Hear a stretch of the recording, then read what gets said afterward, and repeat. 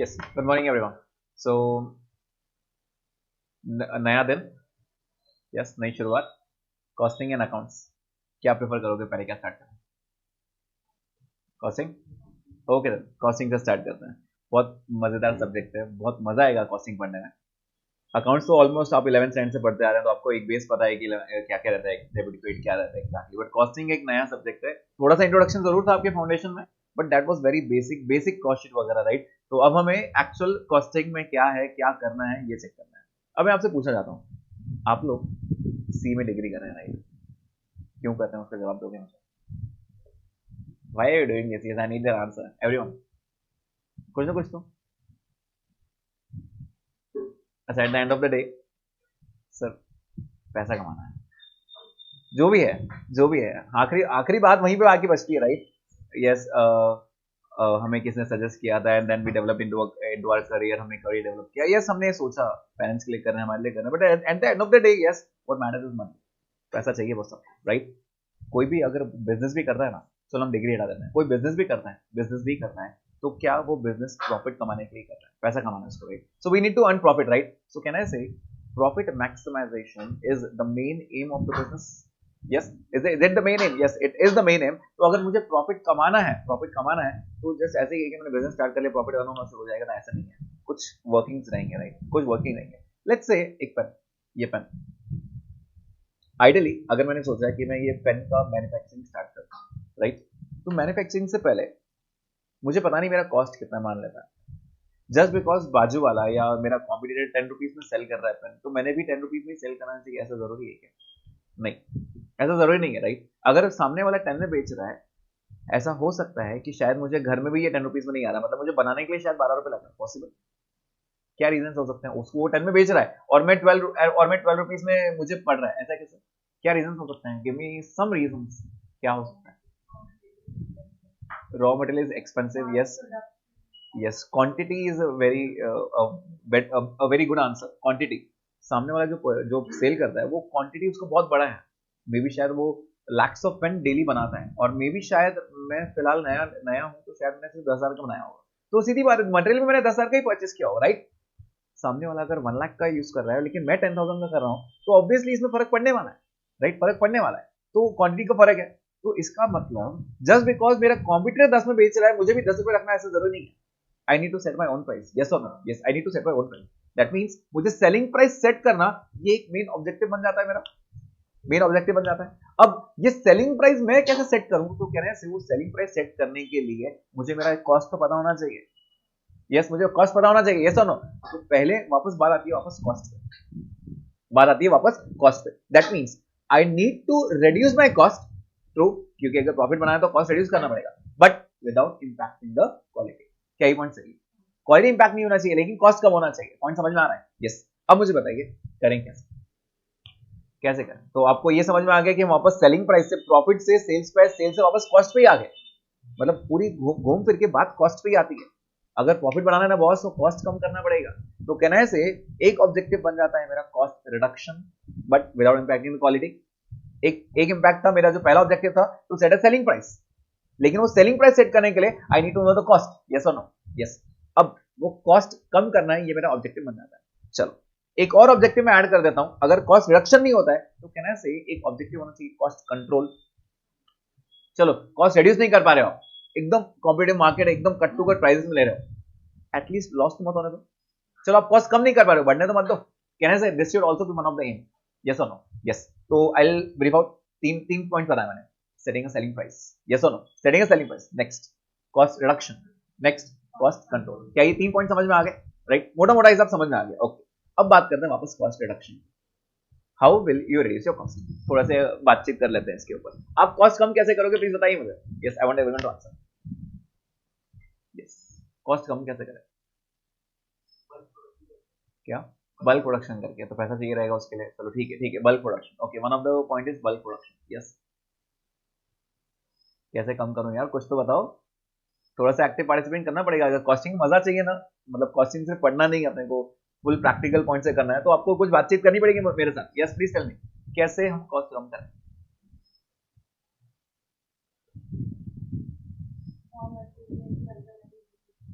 Alternative uses और I will say मैं alternative purchase method check कर सकता हूँ. Let's say I am purchasing the raw material from Delhi. Delhi Delhi में मुझे लेट्स से प्लास्टिक मिल रहा है 10 पर केजी, प्लास्टिक 10 पर KG, right. And similar material, similar quality I am getting from Mumbai at 11. So I should go with Delhi और should I go with Mumbai? Mumbai में मुझे 11 में मिल रहा है, दिल्ली में मुझे 10 में मिल रहा है. आप बोलोगे Delhi, but what about the transportation?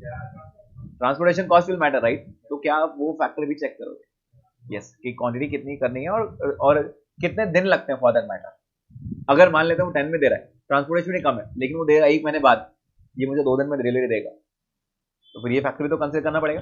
We need to consider every factor, right. We need to consider every factor. सिर्फ मैं प्राइस पकड़ के बैठूं, नहीं सर वो तो 10 में दे रहा है, मैं उससे लूंगा. एंड व्हाट अबाउट 1 महीने बाद डिलीवरी? 1 महीने प्रोडक्शन क्या करोगे आप? 1 महीने का आपका रेंट चालू रहेगा, 1 महीने का लेबर का पेमेंट चालू रहेगा. ये तो आप कॉस्ट रिडक्शन की नहीं, आप कॉस्ट बढ़ाने की बात कर रहे हो, राइट. तो सिर्फ परचेस प्राइस देख के हमने सीधा कूद जाना ऐसा नहीं है. We need to check each and every factor. Yes और नो? यस. अब मुझे बताइए फाउंडेशन लेवल पे बेसिक चीजों में what are elements of cost.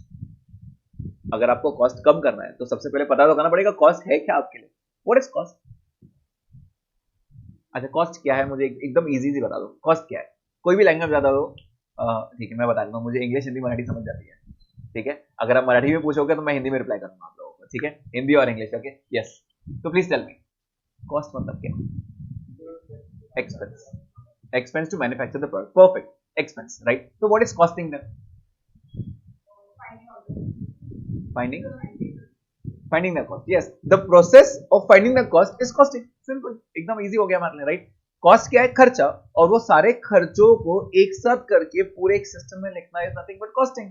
The process to analyse the cost is costing. Easy, right. तो हमें कॉस्टिंग करना है, हमें कॉस्टिंग करना है. अब हम बात करते हैं वापस से ये पेन बनाना है.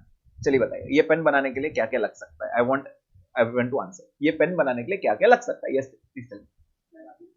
प्लास्टिक लगेगा, ओके. मतलब प्लास्टिक, इंक, ये कहने से ये मटेरियल हो गया, ओके. और क्या लगेगा? ऑब्वियसली अब ये मटेरियल परचेस कर लिया, क्या करूं प्लास्टिक का?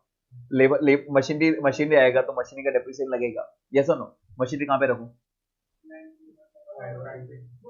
गोडाउन पे रखूं, फैक्ट्री में रखूं तो फैक्ट्री का रेंट देना पड़ेगा, बराबर ना. ये खर्चा हो रहा है. यस. और क्या लग सकता है? पहले बना लेते हैं इसको, फिर बेचने की बात करेंगे. यस. और क्या लगेगा? ठीक है, ये पेन बन गया तो मुझे लेबर का कॉस्ट लगेगा. यस. फिर ये रेंट, फिर ये जो आप बोल रहे हो पैकिंग लगेगा, फिर ये बेचने के लिए एडवर्टीजमेंट लगेगा, सेलिंग एंड डिस्ट्रीब्यूशन लगेगा, प्रमोशन लगेगा. यस. तो ये सब बेचने के लिए खर्चे रहेंगे. यस और नो? यस. तो ये सब सारे खर्चे, जब सारे खर्चे एक साथ आ जाएंगे, ये सब सारे खर्चे, उसके बाद तो मुझे ऑन पड़ेगा what is my total cost, and then I will be able to keep my selling price. Yes और नो? तो मेरा ऑब्जेक्टिव तक पहुंचने के लिए आपको ये पूरा प्रोसेस होके गुजरना पड़ेगा. दैट मींस आपको कॉस्टिंग करनी पड़ेगी, तब जाके फाइनली आप जो प्रॉफिट कमाना चाहते हो, सेलिंग प्राइस सेट करना चाहते हो, वो सब करेंगे, राइट. तो मतलब मुझे कॉस्टिंग में मुझे कॉस्ट कितना है वो पता करना पड़ेगा. अब आप लोगों का मेन काम मैन्युफैक्चरिंग इंडस्ट्री से ज्यादा है, राइट. बीइंग अ सीएमए, अगर आप प्रैक्टिस नहीं करना चाहते हो, अगर आप इंडस्ट्री से एसोसिएट होना चाहते हो, तो यस, आपका मेन काम कॉस्टिंग डिपार्टमेंट में रहेगा, राइट. मेन काम आपका कॉस्टिंग में ही रहने वाला है. क्या ये पॉइंट समझ में आ रहा है? You need to go for costing, okay. तो हमें एक बात समझ में आ गई, there are elements of cost. What are the elements? I need material, yes. I need labour, employ cost, and I need expenses. बहुत सारे एक्सपेंस आ सकते हैं, जैसे रेंट बताया मैंने, एडवर्टाइजमेंट वगैरह सब बताया, राइट. तो ये सब आपके एक्सपेंस रहेंगे. So I have 3 elements of cost. Elements कौन से हैं? Material, labour and expenses. अब सबके दो पार्ट्स वापस आते हैं. ये आपको फाउंडेशन लेवल में था, direct, indirect, direct, indirect, direct, indirect. सबके मटेरियल भी दो, डायरेक्ट इनडायरेक्ट, लेबर भी दो, डायरेक्ट इनडायरेक्ट, एंड एक्सपेंसेस भी दो, direct indirect, right. How do I bifurcate the direct and indirect? I need the answer. Direct किसको बोलते हैं, इनडायरेक्ट किसको बोलते हैं? Okay, the expenses which are easily traceable direct. Okay, labour और partially correct, partially incorrect. Yes. और कुछ? Okay, they go to the trading account. ये बात है, अकाउंट सारी बात. ओके, तो आपने ये फाइनल अकाउंट्स में ट्रेडिंग पीएनएल जरूर बनाया होगा. चलो एटलीस्ट एक बार, मैं ये नहीं बोलूं बैलेंस शीट डाली करके, तो बनाया तो होगा. How do you bifurcate expenses in trading and PNL? The direct expenses, and the indirect expenses. हर वो चीज जो डायरेक्ट रहेगी वो ट्रेडिंग में जाएगी, हर वो चीज जो इनडायरेक्ट रहेगी वो पीएल में जाएगी। ऐसे ही बोला था ना डायरेक्ट इनडायरेक्ट, राइट? तो बस यही चीज है, जो आप डायरेक्टली ट्रेस कर सकते हो वो डायरेक्ट, जो आप डायरेक्टली ट्रेस नहीं कर सकते हो, जिसको बांटने की जरूरत पड़ेगी वो इनडायरेक्ट। मैं फिर से बोल रहा हूँ, जिसको आप डायरेक्टली ट्रेस कर सकते हो डायरेक्ट, जिसको बांटने की जरूरत पड़ रही है वो इनडायरेक्ट। फॉर एग्जाम्पल एक एग्जाम्पल देता हूँ, बहुत ईजी एग्जाम्पल। आप मेरे पास यहाँ पर आए, मेरे लेक्चर्स आपने परचेस किए and you are sitting in right in front of me, right? कुछ ऑफलाइन कुछ ऑनलाइन, राइट? यस, कुछ रिकॉर्डेड के थ्रू। तो जितने भी बच्चे रहेंगे कहने से मैं उनको नोट देने वाला, तो नोट्स का खर्चा तो लगेगा ना मुझे, यस और नो? अब वो नोट्स पे ऊपर लिखा हुआ है कॉस्टिंग, राइट? जैसे ही आप आए, मैंने आपसे पूछा आप कौन से बैच के, आपने बोला सर मैंने यहाँ पे कॉस्टिंग ज्वाइन किया। एग्जांपल दे रहा हूँ, एक सब्जेक्ट की बात कर रहा हूँ, आपने कॉस्टिंग ज्वाइन किया, और अगर मैं आपको नोट दे रहा हूँ तो क्या मैं ये बोल सकता हूँ ये जो बुक का कॉस्ट है ये इसी बैच का खर्चा है? देखते से बता सकता हूँ, जैसे मैं देखूंगा उसका पोस्टर देखूंगा, CMA inter group 1 costing, CMA inter group 2 costing, क्या मैं बैच के साथ बता सकता हूँ? Can I trace that expense directly to this batch? Yes. आप लोग सेंटर्स पे थे, राइट? एग्जाम सेंटर्स पे थे, एग्जाम सेंटर्स पे आपको पैम्पलेट मिला होगा, एचजीबी का पैम्पलेट मिला होगा, क्या वो भी प्रिंटिंग लगा? उसके लिए मुझे कॉस्ट तो पे करना पड़ा ना, फ्री में तो नहीं आया होगा वो, यस और नो? यस। अब मुझे एक बात बताइए, वो बुक प्रिंट करने के भी कॉस्ट लगा और वो पैम्पलेट प्रिंट करने के भी कॉस्ट लगा या नहीं लगा? अब मुझे बताइए, वो पैम्पलेट जिसने भी आपने देखा होगा, जिसने भी वो पैम्पलेट देखा होगा, उस पर सिर्फ कॉस्टिंग एडवर्टीजमेंट था? नहीं, उसमें एचजीपीए का पूरा एड था। We are starting with CMA inter group 1 group 2, right? Finals we are starting it, सब में है। और उसमें सिर्फ मेरा ऐड नहीं था costing, it was accounts, costing, law, OPM, SM, FM, audit, सब था उसके अंदर, यस और नो? अब मुझे बताइए, जो बुक का कॉस्ट लगा, मान लेते हैं बुक का प्रिंटिंग का कॉस्ट था 500 रुपीज, क्या वो 500 मेरी ही बैच का खर्चा था? यस। लेकिन वो पैम्पलेट का अगर मैं मोटा मोटा हिसाब कि 20,000 रुपीज मुझे पैम्पलेट प्रिंटिंग में लगे, तो वो क्या 20,000 पूरा मेरे बैच का खर्चा है क्या? नहीं, लेकिन उसका थोड़ा बहुत तो खर्चा मेरे बैच पे भी लगा है ना, वो राइट? तो क्या वो बांटने की जरूरत पड़ रही है? Yes, that is also cost, but that is not directly associated to my batch, that is indirectly associated. Is the point clear? क्या ये डायरेक्ट इनडायरेक्ट समझ में आ गया? यस। तो जैसे आपने रेंट कहा बेटा, एक एग्जाम्पल आपने कहा rent, rent is not a direct expense. क्यों बेटा? मान लेते हैं कि प्रीमाइसेस है, I am into manufacture of pen, I am into manufacture of calculators, मैं बता रहा हूँ, ठीक है? पेन्स और कैलकुलेटर्स। अभी जो भाड़ा मैं दे रहा हूँ, जो रेंट पे कर रहा हूँ, am I paying only for the calculator? No. Am I paying only for the pens? No. I'm giving for both, right? तो क्या मुझे बांटने की जरूरत पड़ रही है? क्या मुझे थोड़ा पेन में थोड़ा कैलकुलेटर को कॉस्ट चार्ज करना पड़ेगा? Answer is yes, I need to charge. तो क्या बांटने की जरूरत पड़ रही है? डायरेक्ट आप बोल सकते हो सर मैंने 50,000 रेंट दिया सिर्फ पेन बनाने के लिए, नहीं, मैंने 50,000 रेंट दिया पेन्स और कैलकुलेटर्स दोनों बनाने के लिए। Is the point clear?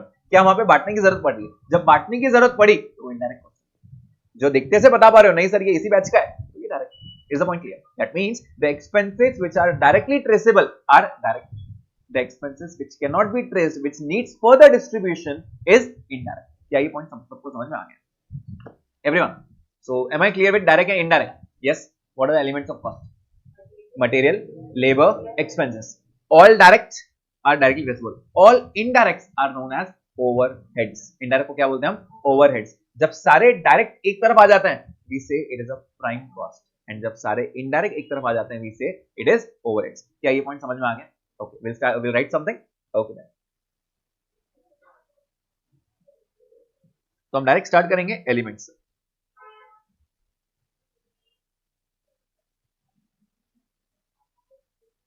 We'll start with elements of costing या फिर elements of cost, I say. So we have three elements. What are the three elements? Please name them. Material, labor, and expenses.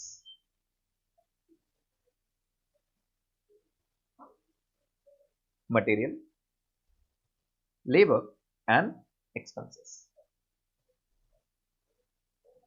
Yes, I have material, labor, and expenses.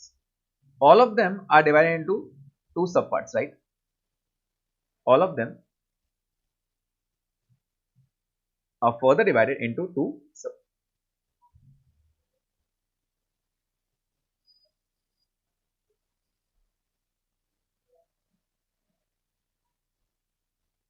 Which is direct and indirect. Direct and indirect. Again, direct and indirect. जो foundation में थोड़ा बहुत पढ़ के आए हैं बेटा costing, ज्यादा नहीं था 20 मार्क्स से था, जो फाउंडेशन पढ़ के आए उन्होंने शायद इसको गो थ्रू किया होगा एक बार, ये था उसमें था, राइट, बेसिक बेसिक था। अब हमें थोड़ा और डिटेल में जानना है, तो फिलहाल हम बेसिक कवर लेते हैं, then will start with the important part. Okay, जब सारे डायरेक्ट एक तरफ आ जाता है, जब सारे डायरेक्ट एक तरफ आ जाते हैं, all the direct expenses taken together, all the direct expenses taken together, they comprise of one cost and which is known as the prime cost. When I take the total of all the direct expenses, what do we get? We get the prime cost. Is the point clear? Yes. And all expenses of overheads, that is indirect, जब सारे indirect एक तरफ आ जाएंगे, what do we tell? Overheads.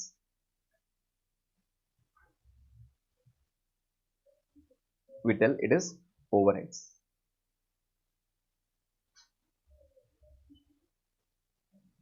Yes, is the point clear?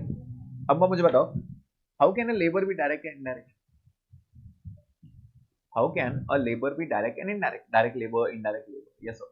Please बताइए कैसे, मुझे पता कैसे चलेगा कि डायरेक्ट है या इनडायरेक्ट है?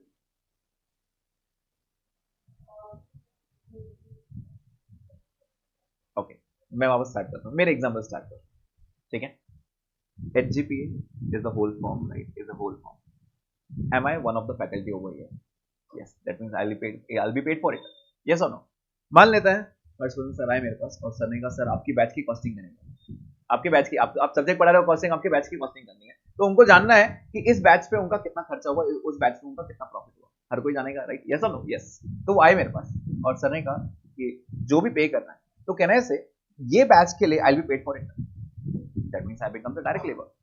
अगर मान लेता है मुझे सर ने 5 लाख रुपए दिए एग्जाम्पल, और सर ने कहा सर मैं आपको 5 लाख रुपए इस बैच के दे रहा हूं, कैन आई से he can trace it directly for this batch.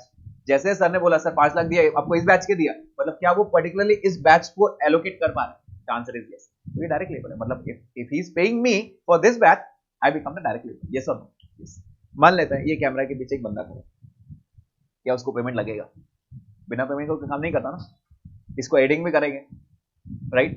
Upload करना है तो एडिंग करना पड़ेगा, सब करना पड़ेगा, यस और नो? यस करना पड़ेगा। ओके, तो सर ने बोला सर रेंट भी पे किया है, ये बंदे का वो रेंट को छोड़ देता है, ये बंदे को पेमेंट कर रहा है, प्लस जो क्लीनिंग वगैरह आता है, राइट, पूरा उसने क्लीन वगैरह किया, पूरे क्लासेस क्लीन किया, राइट, उसको भी पेमेंट लगा, क्या वो भी लेबर ही है?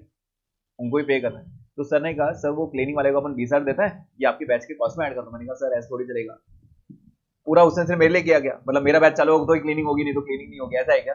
नहीं, जब हर सर लेंगे तब भी होगा, राइट? जब अदर टैक्स चलेगा, संकेत सर लेंगे तब भी होगा, बराबर है या नहीं?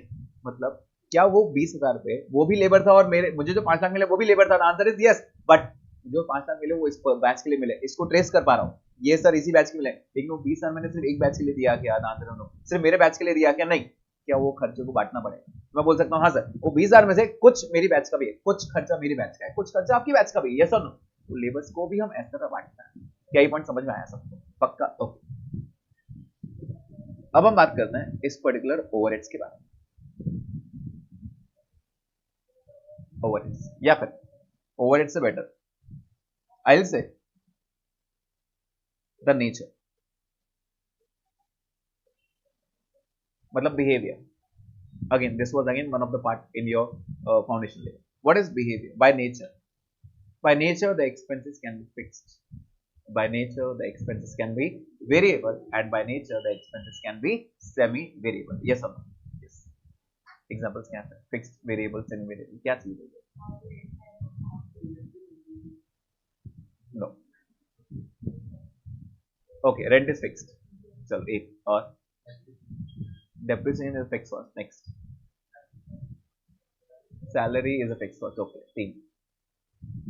अब वेरिएबल बोल सकते हो, वेरिएबल कौन से होते हैं? Variable no, electricity is no not a variable. Yes, अब मन में आ रहा होगा कि electricity is variable but electricity not variable. Yes, okay, एक एग्जांपल आपने दिया लेबर, आई से वन मोर एग्जांपल जो अभी हुआ, मटेरियल। क्या मटेरियल भी वेरिएबल है? मालूम कैसे पड़ता है? क्या है क्या ये फिक्स और वेरिएबल? थोड़ा समझा मुझे, इकोनॉमिक्स समझाओ थोड़ा सा। ओके, फिक्स मतलब जितना ही प्रोडक्शन करेंगे तो बदलेगा नहीं। Okay, good, it will change.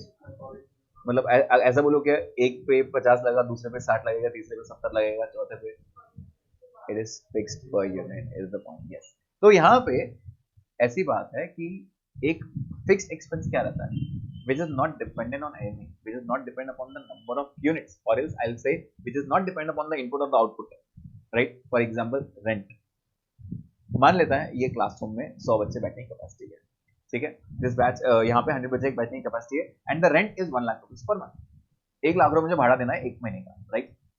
एक बच्चा है, सिर्फ एक बच्चा, पहले दिन मेरे नया नया क्लास स्टार्ट किया, एक बच्चा मेरे सामने आके बैठा है, तो मैं लैंडलॉर्ड बोल सकता हूँ सर एक ही बच्चा बैठा है, अब एक काम करो, एक बच्चे की फीस ले लो। नहीं, विल आई हैव टू पे 1 लाख? दो बच्चे हैं तो वो बोलेगा क्या नहीं नहीं अभी तो 2 बच्चे आ गए, अभी डबल करे तो मुझे भाड़ा, ऐसा नहीं है ना। क्या 1 लाख रुपीज देना पड़ेगा? 10 आए तो अगेन 1 लाख, 50 आए तो भी 1 लाख, और 100 आए तो भी 1 लाख। तो क्या वो कॉस्ट मेरे नंबर ऑफ स्टूडेंट्स पर चेंज हुआ क्या? नहीं, the cost which is not dependent upon the number of students or number of units, at that time it is termed as the fixed cost. Now what is variable? Variable which is completely dependent upon the number of units। जितने आप units बढ़ाओगे उतना आपका cost बढ़ेगा, जितने units बढ़ाओगे उतना आपका cost बढ़ेगा, yes और no? But the cost will be again fixed. अब आप बोलोगे सर अभी आप वेरिएबल बोल रहे हो, फिर आप इसको फिक्स्ड बोल रहे हो। यस, मैं ये बोल रहा हूँ बेटा कि मान लेता है इस पेन को बनाने के लिए मैं हर लेबर को 5 रुपीज पे करता हूँ। You make 1 pen, take 5 rupees from. You take 2 pen, you take 10 rupees from. Take 3 pen, take 15। 4 pen 20, 5 25, 6 30 and so on. क्या हर पेन पे मेरा कॉस्ट बढ़ते जा रहा है? बट लेकिन क्या वो कॉस्ट 5 से ही बढ़ रहा है? That means it is fixed, लेकिन पर unit wise. Are you getting this point? Variable भी फिक्स ही होता है, लेकिन कैसे? Per unit. तीसरा खर्चा कौन सा बच गया? Semi variable. What do you mean by semi variable? It is fixed up to certain limit and then it changes।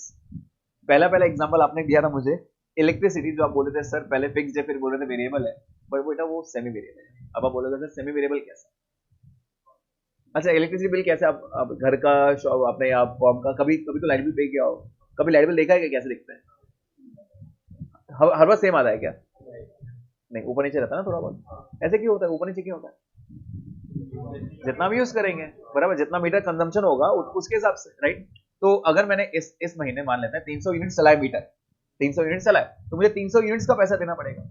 मान लेते हैं पर यूनिट 10 रुपये है, एग्जाम्पल दे रहा हूँ, पर यूनिट 10 रुपये, तो 300 यूनिट का कितना लगेगा? 3000। 400 यूनिट लगे तो 4000, 450 लगे तो 4500 एंड सो ऑन। क्या ऐसे खर्चे लगेंगे? यस और नो? यस, खर्चे लगेंगे ना सब। तो ये सारे जो खर्चे लगेंगे, तो यहाँ पे क्या ये पर यूनिट चेंज होते जा रहा है? Answer is yes. अब आप बोलोगे सर पर यूनिट तो फिर ये वही हो गया वेरिएबल, बट व्हाट इफ आप लोग इस महीने घर पे हो नहीं, फाउंडेशन पेपर हो गए, बस हम छुट्टी बनाने चले गए फैमिली के साथ, जब इंटर स्टार्ट होगा क्लासेस हम छुट्टी बनाएंगे, मान लेते हैं 1 महीने की पूरी छुट्टी ले लिया, आप घर पे थे ही नहीं, तो क्या लाइट बिल नहीं आएगा क्या? आएगा। क्या बात कर रहे हो, लाइट तो चलाए नहीं, आप तो थे नहीं घर पे, फिर अपने आप थोड़ी चलता, लाइट फैन सब ऑफ थे, आप सब बंद करके चले गए, बिल आएगा या नहीं आएगा? आएगा। यस, उसके अंदर बेटा आप लोग गए थे, लेकिन जो बंदा था जो आपके घर पे आया, आपका घर का फोटो लेके गया, वापस गया, उसने बिल भेजा आपको, क्या इसके पीछे उसका खर्चा नहीं लगा? उसका तो लगा ना। दैट मीन्स वो आप लाइट ऑन करो या नहीं करो, मंथली एक चार्ज फिक्स रहता है।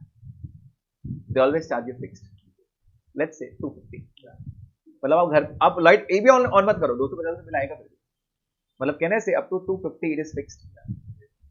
उसके बाद अब बोलोगे सर 250 तो ले रहे हो, तो रहने दो, मुझे रात पर एसी ऑन रहने दो, 250 लो, तो लेगा क्या ऐसे? नहीं, मीटर बढ़ेगा तो वो बिल ज्यादा लेगा, राइट? तो कहने से up to certain extent it was fixed, but जैसे आप कंजम्पशन बढ़ाओगे वैसे वैसे आपका बढ़ते जाएगा। Second, auto fare. आप लोगों में से कोई ऑटो या कैब करके आया क्या आज? नहीं, चलो ठीक है, अब आए, ठीक है, जो भी है, मान लेते हैं ऑटो, कभी तो बैठे होंगे ऑटो में, बैठे होंगे ऑटो, तो कैसा मीटर कैसे चालू है उसका अभी फिलहाल ऑटो का? क्या मीटर चालू है? हाँ, कितना चार्ज रहता है पता है क्या? कुछ 25। मतलब जैसे हमने बैठा उसे मीटर डाउन किया, 25 रुपये लिख दिया उसने, राइट? तो आपको अगर मान लेते हैं, उसको बोलेंगे अरे एक काम करो, मैं बाजू वाले रास्ते में सर 200 मीटर की दूरी है, वहां उतार दो, 10 रुपये ले लेना, लेगा क्या? बोलेगा सर मीटर डाउन हुआ मतलब 25 रुपये देना है आप, राइट? 25 रुपये देना। बोला ऐसा है क्या? एक काम करके मुझे लोनावाला छोड़ गया, 25 रुपये देगा क्या वो? नहीं। क्यों? बोला सर 1 किलोमीटर तक, for the first kilometre it is 25, for the first kilometre 25। उसके आगे आप अगर जाओगे तो हर 1 किलोमीटर का मैं आपसे 15 रुपए लूंगा, बराबर। कहने से up to first kilometre it was fixed. पहले किलोमीटर के लिए 25 रुपए देना है, फिर आप 200 मीटर पे उतरो, 300 मीटर पे उतरो, 400 पे, 500 पे, 600 पे, कहीं भी उतर जाओ, पहले किलोमीटर तक आपको 25 रुपीज देना है। For the next kilometre, her kilometre से आपके 15-15 रुपए बढ़ते जाएंगे। समझ में आ रहा है? तो कहने से up to first 1 kilometre was fixed and after that it became variable. क्या ये पॉइंट समझ में आ रहा है? पक्का? ओके। पोस्टपेड समझ में आता है? पोस्टपेड कनेक्शंस आजकल तो सब प्रीपेड चल रहा है कि किसके पास पोस्टपेड कनेक्शन? ओके, पोस्टपेड है, मतलब बिल पापा को ही भरने दो अभी। फाइन, तो ठीक है, पोस्टपेड। मुझे बताओ आप लोगों का प्लान कैसा है बेटा? क्या मंथली रेंटल आता है आपको? कितना आता है रेंटल? 1000। 1000, ओके, 1000 का प्लान है। तो हम मतलब कौन से इसका यूज करो? Jio, Voda, Airtel. Fine, 1000 rupees Airtel plan fix, ठीक है, अनलिमिटेड, कुछ भी यूज करो। तो एक बार एग्जाम के टाइम पे आपने फोन यूज नहीं किया, ना टॉक टाइम, नेट ऑफ करके बैठ गए सब, तो हम वो एयरटेल वाले को बोल सकते हैं कि अरे सर इस साल इस महीने तो यूज नहीं किया है मैंने, इस महीने बिल मत लो ना। पॉसिबल है क्या? नहीं। उसने बोला सर हमारा फिक्स है 1000 रुपीज, वो 1000 आना है, मतलब आना है। समझ में आ रहा है क्या? कहने से इट वॉज फिक्स। फिर आपका कोई कजिन कनाडा में रहता है, आप यूएस कॉल पे कॉल कर रहे हो, ठीक है, तो will you get only 1000 bill? नहीं, वो चार्ज करेगा। ऐसे कि यार अब जब 1000 रुपये फिक्स ले रहा था तो उसने 1000 में आपको कुछ चीजें दिया था। जैसे उसने कहा सर 1000 में आपको अनलिमिटेड लोकल कॉल्स रहेंगे and you will get 1.5 GB per day, बराबर ना? अगर उससे ज्यादा यूज करोगे तो फिर बिल बढ़ेगा ना बॉस। समझ में आ रहा है क्या? चलो मान लेते हैं उसने up to 10 minutes every day Canada calling free दे दिया, 10 मिनट्स। लेकिन अगर 11th मिनट बात करोगे तो क्या उसका बिल बढ़ेगा? आंसर इज यस, बढ़ेगा ना फिर। तो ये बात आपको समझ में आ रही है क्या कि यहाँ पे up to certain extent is fix but after that it becomes variable. मतलब 1000 रुपए देना ही है, आप यूज करो मत करो, 1000 रुपए देना है, फिक्स है। लेकिन सिर्फ पूरे महीने में 1000 ही आएगा ऐसा नहीं है, अगर आप कुछ एक्स्ट्रा यूज करोगे तो एक्स्ट्रा पैसा देना पड़ेगा। क्या पॉइंट समझ में आ रहा है? यस। तो by nature the expenses can be categorised into 3 parts. कौन से? Fixed, variable and semi variable. How do identify कैसे करेंगे? अगर वो फिक्स्ड है which is not depend upon the units it becomes fixed, which is completely depend upon number of units, variable. Up to certain extent is fixed but after that it becomes variable, at that time it is known as semi variable.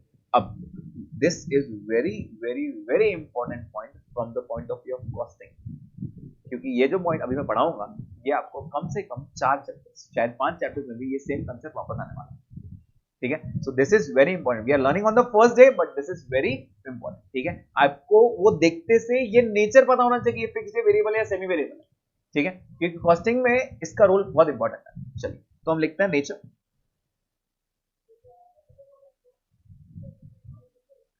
By nature it is fixed, by nature it can be variable and by nature it can be semi variable.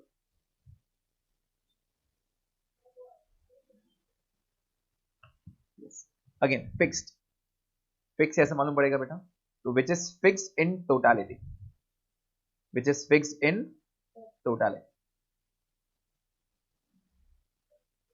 not dependent on number of units,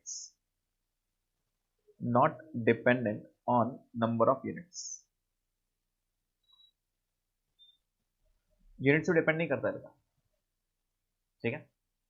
let's say example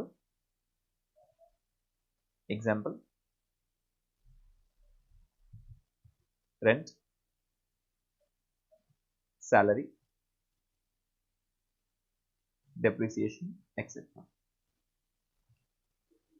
Again the word is which is fixed in totality, total fix रहना चाहिए boss. जैसे मैंने example दिया rent, एक बच्चा है तो भी 1 लाख, 2 बच्चे हैं तो भी 1 लाख, 10 बच्चे हैं तो भी 1 लाख, 100 बच्चे हैं तो भी 1 लाख। चेंज हुआ क्या कभी? वो नहीं। आई हैव टू पे 1 lakh means 1 lakh. Depreciation, ideally depreciation normally हम चार्ज कर सकते हैं machinery furniture, like example machinery का लेते हैं। मशीनरी की कैपेसिटी है 1 लाख पेन्स बनाने की, लेकिन मार्केट में बिकता सिर्फ 10,000 ही है, तो will you make 1 lakh pens?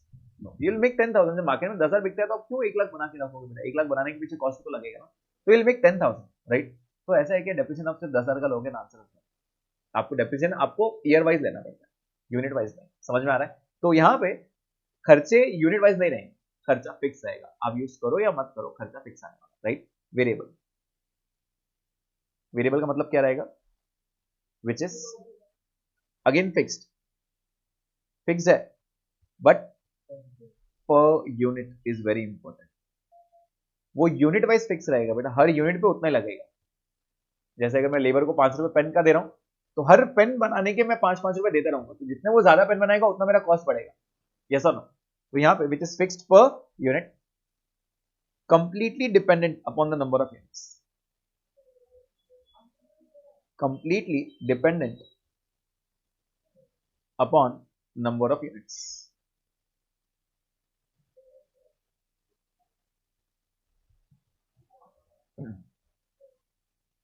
Yes, example, material, wages, etc. ठीक है, जो हम वेजेस देते हैं वो पर यूनिट देते हैं। पेन बनाओ, 5 रुपए लेके जाओ, राइट। तो लेबर का कॉस्ट आप कैसे निकालोगे? कहने से जितने नंबर ऑफ पेन बनाएगा उसके हिसाब से। क्या वो अगर ज्यादा पेन बनाएगा मेरा कॉस्ट बढ़ेगा? यस, लेकिन हर बार बढ़ेगा, हर यूनिट पे 5-5 रुपए देने पड़ेंगे। पॉइंट समझ में आया? Okay. And semi variable, semi variable क्या डिफाइन किया था हमने? Yes, fixed up to certain extent.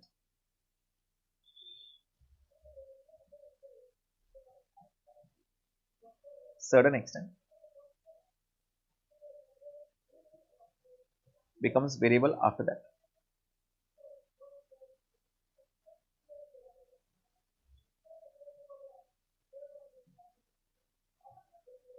Becomes variable after that. Right? Examples में क्या क्या थे आपने? Yes. It was, let's say, auto fare, electricity, and etc. Right? We have auto fare, electricity, and etc. Point समझ में आ रहा है सबको? Okay. So we have these three things, right? We have these three things. Now, the big question जो मैं आपको बता रहा था सबसे important है, सेमी वेरिएबल में आपको बंटवारा कितना फिक्स्ड है, कितना वेरिएबल है। देखिए, मुझे बंटवारा करना है, मुझे फिक्स अलग करना है, वेरिएबल अलग करना है। तो हाउ विल आई चेक, मुझे कैसे मालूम पड़ेगा इसमें फिक्स क्या है, वेरिएबल क्या है, राइट। मैं वहां तक आने से पहले इसका इन लोगों के एग्जांपल देने चाहूंगा, ठीक है। मैंने यहाँ पे एक छोटा सा क्वेश्चन लिखा, ध्यान दो, पहले सिर्फ बताओ मुझे, ये नंबर ऑफ यूनिट्स है और यहाँ उसके पीछे कॉस्ट है, ठीक है। ये नंबर ऑफ यूनिट्स है और कॉस्ट है। नंबर ऑफ यूनिट्स हुआ 1000 एंड द कॉस्ट वाज 40,000, ठीक है। Number of units increase to 1200, the cost is still 40,000। Number of units increase to 1500, the cost is still 40,000। डेट चेंज नहीं, तो जब यूनिट्स पे चेंज नहीं होता है, यूनिट्स पे डिपेंड नहीं करता है, क्या इसको फिक्स्ड बोलता है? It is fixed in totality. क्या ही पॉइंट क्लियर? ओके। दूसरा example, number of units and cost, it was 1000, it was 8000। ये जैसे ही 1200 हो गया, इट वेंट टू 9600। ये जैसे ही 1500 हो गया, इट वेंट टू 12,000। अब एक बात समझ में आ रही है कि फिक्स तो नहीं है बॉस। कैसे मालूम पड़ा फिक्स नहीं है? क्योंकि कॉस्ट चेंज हुआ। जैसे मेरे यूनिट्स बढ़ गए, यूनिट 1000 बना रहा था, अब मैं 1200 यूनिट बना रहा हूं, मेरा कॉस्ट चेंज हुआ, राइट। मतलब फिक्स के डेफिनेशन तो बाहर हो गया। अब ये वाला या तो वेरिएबल होगा या तो सेमी वेरिएबल होगा, बराबर ना। फिक्स क्यों हट गया, ये समझ में आया? टोटलिटी में फिक्स नहीं है, मतलब ये फिक्स तो नहीं है। यूनिट चेंज हुए, कॉस्ट चेंज हुआ, मतलब ये फिक्स नहीं है। तो या तो ये वेरिएबल है या तो सेमी वेरिएबल है। How will I identify? I will check the per unit. क्या चेक करेंगे? Per unit. Can you please tell me what is the per unit? क्या 8000 डिवाइड बाय 1000 आ सकता है? तो 8 रुपए पर यूनिट का खर्चा है। यहाँ पे कितना है? 8। और यहाँ पे कितना है? 8। क्या ये पर यूनिट फिक्स आ रहा है सबका? तो ये क्या है? ये वेरिएबल है। Is the point clear? क्या फिक्स और वेरिएबल समझ में आ गया? सबको समझ में आया फिक्स और variable? Yes. And the last point, is semi variable. How do I know whether it is variable or semi variable? तो यहाँ पे चीज वही है, आप पर यूनिट निकालते हैं. लेट्स से ये नंबर ऑफ यूनिट्स है और ये कॉस्ट है, ठीक है. जब 1000 यूनिट्स थे तब मेरा कॉस्ट था लेट्स से 26,000. जब वो यूनिट्स 1200 हो गए, 1200, the cost went up and it went to, let's say 6 to 12, it went to 32,000. And when it was 1500, right, 1500, it went to, ठीक है, 1500 पे हम फिलहाल नहीं करते हैं, 1200 ही करते हैं. प्लीज बताइए कितना आ रहा है. अच्छा, ये समझ में आया कि ये फिक्स नहीं है. कैसे मालूम पड़ा फिक्स नहीं? कैसे मालूम पड़ा फिक्स नहीं? टोटल नहीं, टोटल में फिक्स नहीं है तो ये फिक्स नहीं है. समझ में आ रहा है क्या? फिर मैंने सोचा ये वेरिएबल हो सकता है. मन में आता है सर फिक्स नहीं दिख रहा है, टोटल में चेंज हुआ मतलब फिक्स नहीं है, तो क्या ये वेरिएबल हो सकता है? यस. तो हमें कैसे मालूम पड़ेगा ये वेरिएबल है या नहीं है? तो हम क्या निकालेंगे? पर यूनिट निकालेंगे. इसका पर यूनिट कैसे निकालते हैं बेटा? 26,000 डिवाइड बाय 1000. प्लीज बताइए कितना आ रहा है? 26. और यहाँ पे कितना आ रहा है? कितना? 26.66. फिर इसमें कुछ तो गड़बड़ हो गया ना बेटा. मतलब ये टोटलिटी में फिक्स नहीं है और ये पर यूनिट में फिक्स नहीं है, तो ना फिक्स का डेफिनेशन बैठ रहा है ना वेरिएबल का डेफिनेशन बैठ रहा है. मतलब ये कॉस्ट कौन सा है? Semi variable. समझ में आया क्या? अब सबसे इंपॉर्टेंट काम है ये सेमी वेरिएबल में से फिक्स पोर्शन अलग करना और वेरिएबल पोर्शन अलग करना. How will I check that? मैं ये कॉस्ट को थोड़ा चेंज करना चाहूंगा बेटा. मैं ये थोड़ा सा कॉस्ट चेंज कर रहा हूँ, just 1 minute.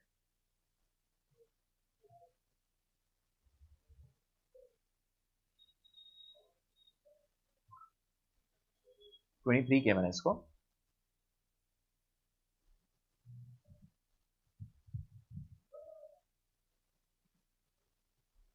and 23.6. yes, will this work?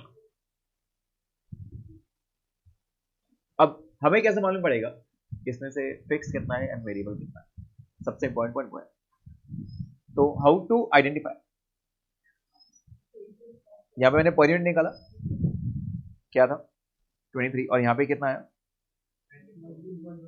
19.6. मतलब ये वाला जो कॉस्ट है ना, ये टोटलिटी में फिक्स है, टोटलिटी में फिक्स नहीं है, और पर यूनिट भी फिक्स नहीं है. तो ये दोनों डेफिनेशन मेरे हटा रहा है एंड देयरफॉर ये क्या बन जाएगा? Semi variable. मालूम कैसे पड़ेगा? Variable portion.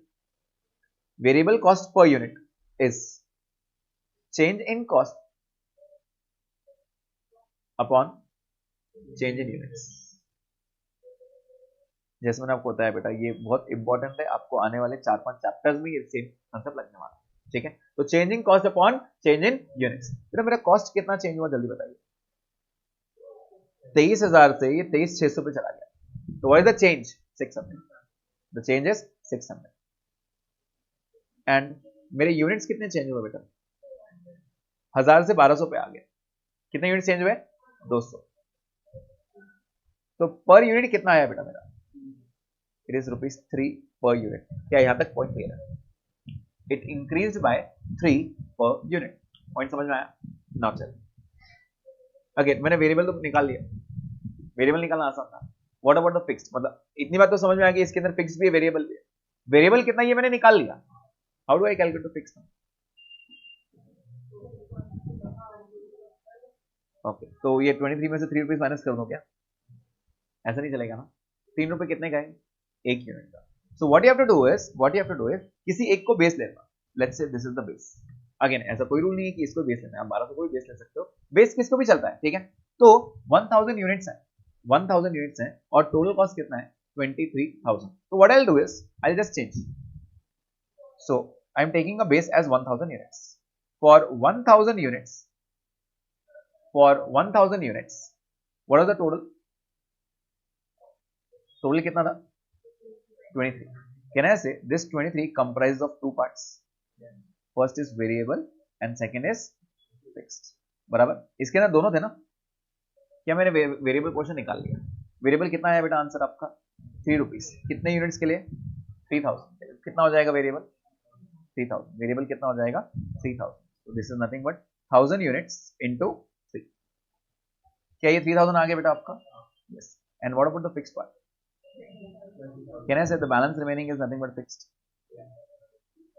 यस और नो? इसका मतलब ऐसा हो सकता है कि 20,000 मेरा यहाँ का रेंट है, राइट, एंड 3 रुपीज, जितना भी जितने स्टूडेंट आएंगे उसके हिसाब से 3 रुपीज पर स्टूडेंट मेरा खर्चा आता है। समझ में आ रहा है पॉइंट ये? तो इस तरह ये आपको एग्जाम्पल समझ में आया, क्या ये लॉजिक क्लियर है? राइट। अच्छा, अभी किसको माइंड में आ रहा है सर? नहीं आपने 1200 के लिए लिया, आपने 1000 वाला इजी वाला फिगर लिया। What about 1200? अगर 1200 से करते सेम आंसर आता क्या? Answer is yes. चेक करते हैं, let's see for 1200 units, for 1200 units what was the total expense बेटा? 23,600, right? The expense was 23,600, right? इसमें से हम क्या करेंगे? वेरिएबल साइड कर देंगे। वेरिएबल 3 रुपीज है, लेकिन कितने यूनिट्स का? 1200, बराबर ना? तो आपका खर्चा कितना रहेगा? Will it be 1200 units into 3 rupees, मतलब कितना हो गया 3,600। तो कहने से जो बाकी बैलेंस बच गया बेटा वो फिक्स ही रहेगा आपके लिए, कितना? Is the point. तो आप कहीं कोई भी बेस ले लो, आपका आंसर आ जाएगा। पॉइंट समझ में आया सबको? How do I define fixed? Fix कैसे पता चलता है, प्लीज बताइए सब। How will you define fixed expense? Yes, it is fixed in totality, it is not depend on number of units. Unit wise depend करेगा क्या? नहीं। वेरिएबल कैसे पता चलता है? It is fixed per unit, not in totality, but it is fixed per unit, right? जितने unit बढ़ेंगे उतना आपका कॉस्ट बढ़ेगा। And how do I identify semi variable? हाँ, तो मालूम कैसे पड़ता है ये सेमी वेरिएबल है? पता कैसे लगाऊं मैं? टोटलिटी में फिक्स नहीं है, पर यूनिट भी फिक्स नहीं है। जब दोनों डेफिनेशन नहीं बैठ रहा है तो वो पक्का क्या है? Semi variable. How do I bifurcate? सबसे पहले हम निकालेंगे वेरिएबल कॉस्ट। कैसे निकालते हैं variable cost? Change in cost upon change in units, right? Change in cost upon change in units क्या मिलेगा? वेरिएबल। उसके बाद कोई भी एक लेवल को बेस ले लो, 1000 और 1200, इट हार्डली मैटर्स। टोटल में से वेरिएबल पोर्शन साइड कर दो, जो बाकी बैलेंस बचेगा that will be fixed. Is the point clear? अब मैं अगर आपसे आंसर पूछूं इसी सेम क्वेश्चन में, अगर यूनिट्स 1500 होते, अगर यूनिट्स 1500 होते तो आपका खर्चा टोटल कितना आता? 1500 होते तो टोटल खर्चा कितना आता? तो कहने से 3 रुपए पर यूनिट है, तो 1500 के पीछे कितना लगेगा? 1500 इंटू 3, 4500 प्लस क्या 20 फिक्स था, तो इसका टोटल खर्चा कितना हो जाएगा? 24,500। Is the point clear? समझ में आ रहा है सबको ये? तो इस तरह ये कैलकुलेशन होता है। एंड फिर वो आगे ये पूछेंगे 1500 पे कितना, 1800 पे कितना, 2000 पे कितना। तो आपको पता होना चाहिए फिक्स कितना आता है, वेरिएबल कितना आता है। क्या ये पॉइंट सबको समझ में आ रहा है? राइट। तो by elements I define to 3, material, labour, expenses. सारे डायरेक्ट एक तरफ, राइट, सारे इनडायरेक्ट एक तरफ, ओवरहेड्स। ये हमने फर्स्ट पार्ट पढ़ा, समझ में आ गया? मतलब कोई भी प्रोडक्ट बनाने के लिए तीन चीजें खर्चे लगते ही है, material, labour and expenses, right? The second part we went to is nature.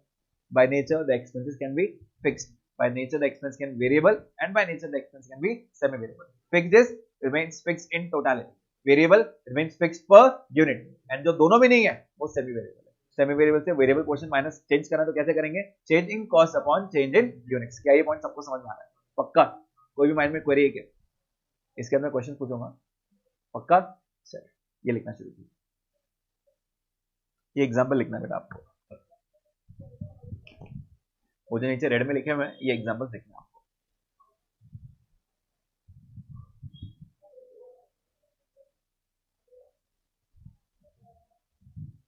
अगर आप लोगों में से किसको भी कोई क्वेरी रहती है ना, तो आप लोग बिल्कुल पूछ सकते हैं, ठीक है? और आप लोग नहीं पूछेगा तो मैं पूछूंगा फिर, तो आप सोच लो अभी। यस, ऑनलाइन स्टूडेंट्स कुछ क्वेरी तो प्लीज बताएंगे।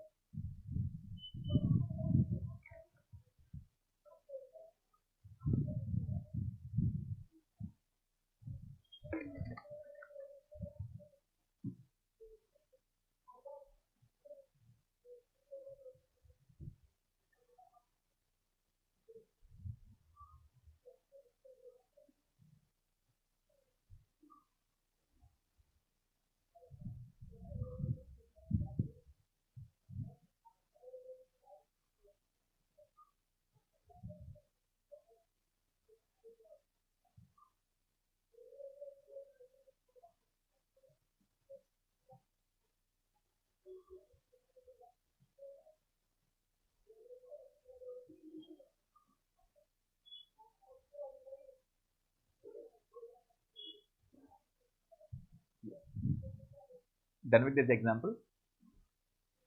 Shift.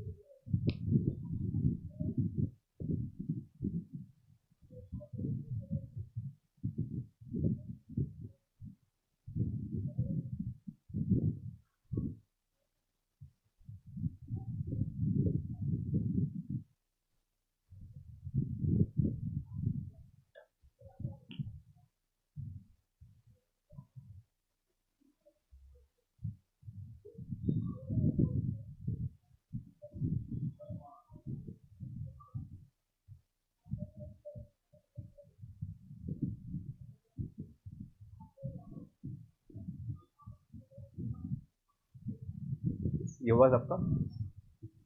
Okay. You need to write the formula. This is the formula. You can take any base.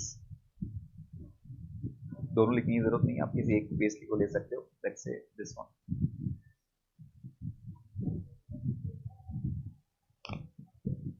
So variable cost is nothing but changing cost upon changing units. Variable cost हमेशा per unit रहेगा, fixed cost हमेशा totality में रहेगा. क्या ये point clear है सबको?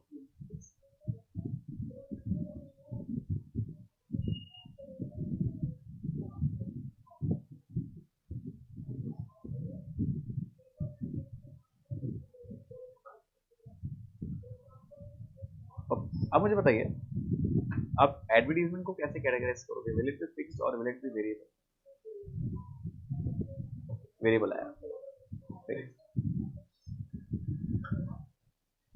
कैसे पता चला आपको ये? Variable.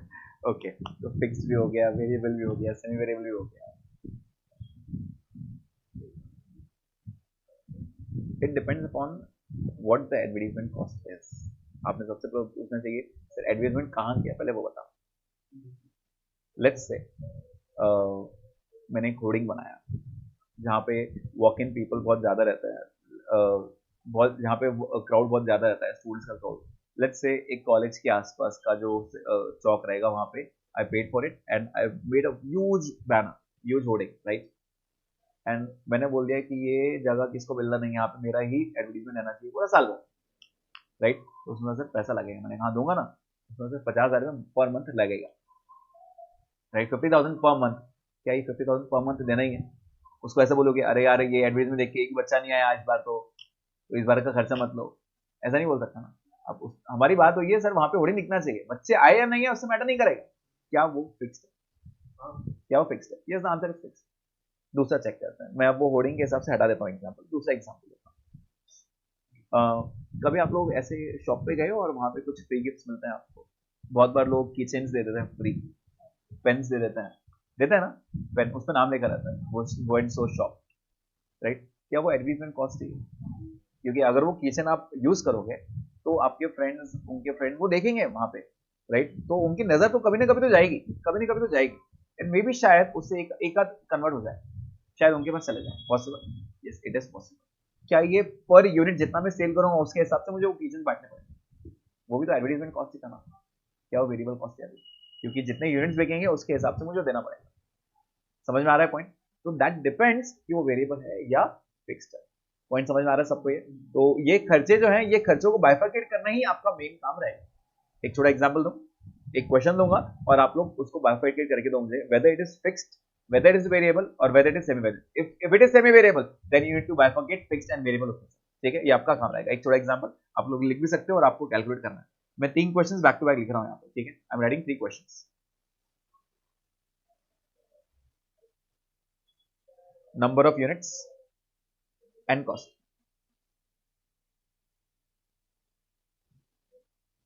10,000, 80,000, 14,000, 80,000, 20,000, again 80,000. Can you please tell me what type of expense is this? Is it fixed? Sure. Yes, it is fixed. It is fixed because it was not changing only. मेरे units बढ़ रहे हैं लेकिन इन totality वो fix change नहीं हो रहा है, right? I can say this might be rent, this might be salary और something, right? Okay. Number of units and cost.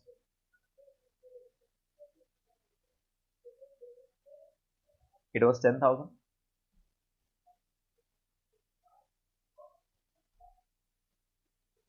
It went to 70,000.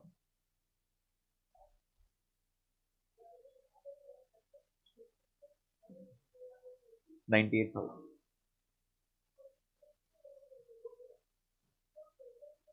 1,40,000. अभी दिख क्या रहा है? फिक्स तो नहीं है. Is it variable? फिक्स नहीं है तो हमने पर यूनिट चेक करना शुरू किया. प्लीज बताइए पर यूनिट कितना आ रहा है? Is it 7 each and every time?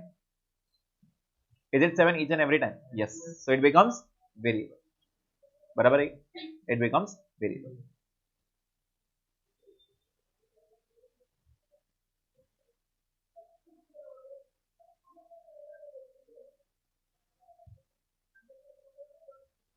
Number of units. Cost. 10,000. 85,000.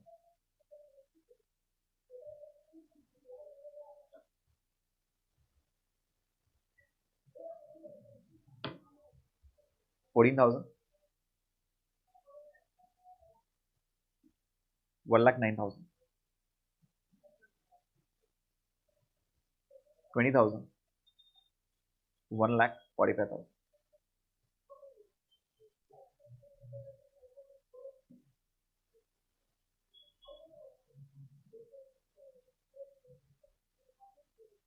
'Okay' तो फिक्स नहीं है, ये बात समझ में आ गई? Yes, it is not fixed, right? Variable है या नहीं है? पर यूनिट निकाला आपने, कितना है per unit? 8.5 something, right? Next time it came to 7.7. आगे मैंने कोशिश भी नहीं किया, बराबर ना? आगे मैंने कोशिश भी नहीं किया. टोटलिटी में फिक्स नहीं आया, पर यूनिट में फिक्स नहीं आ रहा, मतलब ये पक्का कौन सा एक्सपेंस है? Semi variable, right? So you need to bifurcate, right? You need to bifurcate. Can you please help me in bifurcating? बताइए.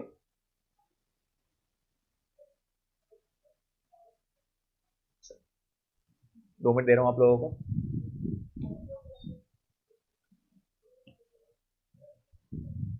Yes, online students, I want answers. Variable कभी भी आप टोटलिटी में नहीं दोगे. Variable will always be in per unit. हाँ, and fix this 25. Okay, good. Others I am waiting.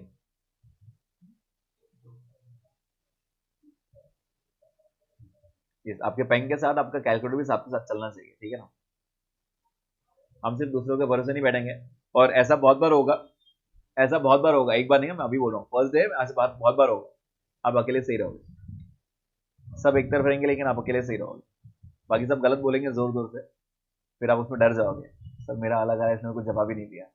ऐसा बिल्कुल सही हो सकता है बेटा, सिर्फ आप अकेले सही हो. तो जो भी आंसर है, बी फ्रैंक, दे दो आंसर. कुछ होगा थोड़ी बेटा, गलत होगा ना, गलत को हम सही करेंगे तुम, राइट? जब तक आप बोलोगे नहीं ना, तब तक समझेंगे नहीं गलती क्या होगी. So you need to speak, okay? You need to speak each and every one.